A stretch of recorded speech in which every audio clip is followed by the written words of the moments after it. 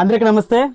ఈ నెల 28వ తేదీన అంటే రేపు తిరుమలలో ఏం జరగబోతుంది అనేటువంటి ఉత్కంఠత రాజకీయంగా అందరిలో ఉంది.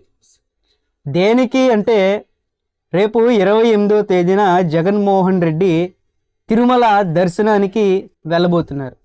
27వ తేదీన అంటే ఈరోజు తిరుమల చేరుకొని రేపు కాలినడక మార్గం ద్వారా కొండపైకి చేరుకోవాలనేది వైఎస్ఆర్సీపీ యొక్క రూట్ మ్యాప్. అయితే ఈ సమయంలో రెండు కీలకమైనటువంటి ఘట్టాలు రేపు జరగబోతున్నాయి. అందులో మొదటిది డిక్లరేషన్ మీద సంతకం. శ్రీవారి దర్శనానికి వెళ్ళడానికి జగన్మోహన్ రెడ్డి రేపు డిక్లరేషన్ మీద సంతకం చేయాల్సినటువంటి అవసరం ఉంది. సంతకం చేస్తాడా చేయరా అనేది ఇక్కడ చర్చనీయాంశంగా మారింది. జగన్మోహన్ రెడ్డి గారు ఖచ్చితంగా సంతకం చేసేటువంటి అవకాశమే లేదు. ఎందుకంటే గతంలో జగన్మోహన్ రెడ్డి గారు అనేక సార్లు తిరుమల దర్శనానికి వచ్చినప్పుడు ఒక్కసారి కూడా డిక్లరేషన్ మీద సంతకం చేయలేదు. అసలు యాక్చువల్గా డిక్లరేషన్ మీద ఒక్కసారి సంతకం చేస్తే సరిపోతుంది, ఇక మళ్ళీ చేయాల్సినటువంటి పని లేదు. అయినప్పటికీ కూడా ఎందుకని ఇప్పటి వరకు డిక్లరేషన్ మీద సంతకం చేయలేదు? జగన్మోహన్ రెడ్డి గారు మొట్టమొదటిసారి ఎంపీగా గెలిచినప్పుడు తిరుమల దర్శనానికి వచ్చారు. ఆ సమయంలో డిక్లరేషన్ మీద సంతకం చేయకుండా తిరుమల దర్శనానికి వెళ్ళారు అనేటువంటి విషయం అప్పట్లో వివాదాస్పదమైంది. దాని తర్వాత జగన్మోహన్ రెడ్డి అధికారంలోకి వచ్చిన తర్వాత కొన్ని దశాబ్దాలుగా వస్తున్నటువంటి ఈ డిక్లరేషన్ ఆనవాయితీని, అసలు ఈ రూల్నే ఎత్తేశారు. అయితే ఇప్పుడు ఈ డిక్లరేషన్ అంశం మళ్ళీ తెర మీదకి వచ్చింది. ఇతర మతస్థులు ఎవరైనా తిరుమల దర్శనానికి కానీ లేకపోతే తిరుమల కొండని సందర్శించడానికి వచ్చినప్పుడు కూడా ఈ డిక్లరేషన్ అనేది కంపల్సరీ. సీఎం అయినప్పటికీ కూడా ఖచ్చితంగా ఈ డిక్లరేషన్ ఫామ్ మీద సంతకం చేయాలి. ఇది ఎందుకు తప్పనిసరి అంటే ఇక్కడ ఒక సంఘటనని మనం గుర్తు చేసుకోవాలి. 2006 సంవత్సరంలో అప్పుడు దేశవ్యాప్తంగా కూడా కాంగ్రెస్ అధికారంలో ఉంది.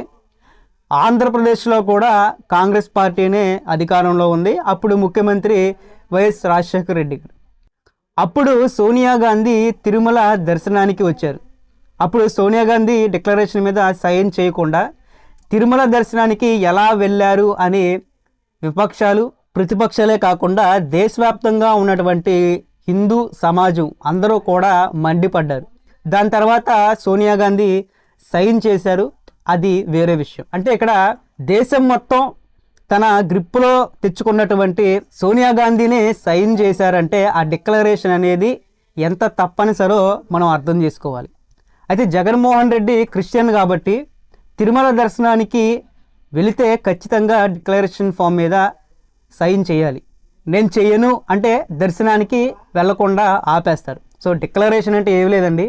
నేను ఇతర మతస్థుని అయినప్పటికీ కూడా తిరుమల తిరుపతి దేవస్థానం మీద, ఈ వెంకటేశ్వర స్వామి మీద నాకు నమ్మకం ఉంది.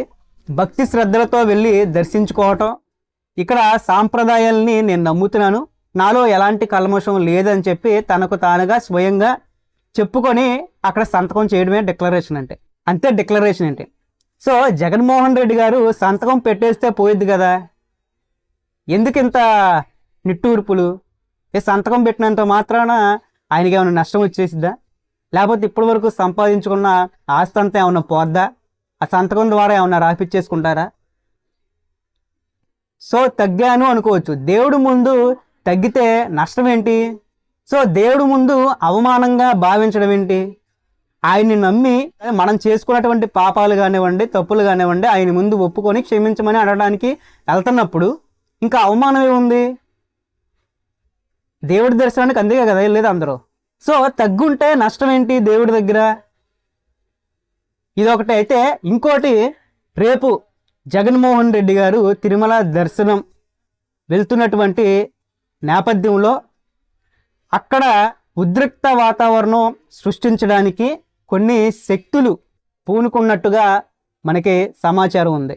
అసలు జగన్మోహన్ రెడ్డిని అడ్డుకోవడానికి హిందూ సంఘాలు ఏకమవుతున్నాయి. ఏంటి?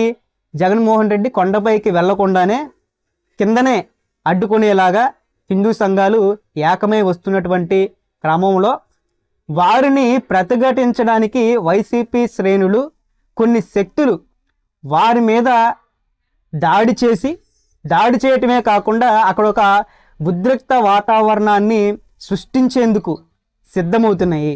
ఇప్పుడు దేశవ్యాప్తంగానే కాదు, దాదాపు ప్రపంచవ్యాప్తంగా కూడా తిరుమల లడ్డూ ప్రసాదం కల్తీ విషయం మొత్తం కూడా వైరల్గా మారినటువంటి ఈ నేపథ్యంలో ఈ అంశాన్ని డైవర్ట్ చేయడానికి, ఈ అంశం డైవర్ట్ అవ్వాలంటే ఏదో ఒక పెద్ద ఘటన జరగాలి, ఆ ఘటనలో ఎవరికైనా ఏవైనా అవ్వాలి, పెద్ద మొత్తంలో నష్టం జరగాలి.